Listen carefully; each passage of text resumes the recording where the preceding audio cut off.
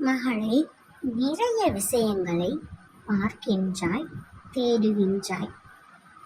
இவர்கள் சொல்வது போல் இதனை செய்யலாமா, இச்செயலை செய்தால் நமக்கு இத்தனை நாட்களில் நாம் எதிர்பார்க்கும் காரியம் கைகூடிவிடும் என்ற எதிர்பார்ப்பில் ஆர்வமுடன் செய்கின்றாய்.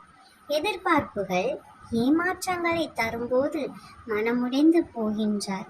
மீண்டும் தேடலை தொடங்குகின்றாய். நிறைய செலவுகளையும் செய்கின்றாய். உன்னில் நிறைய மாற்றங்கள்.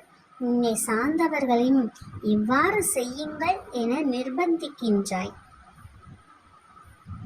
ஏன் இதெல்லாம்? சொற்ப பலன் அடைந்திருக்கலாம், அடையாமலும் இருந்திருக்கலாம். இவற்றையெல்லாம் மனதில் போட்டு மிகவும் குழம்பி போயுள்ளாய்.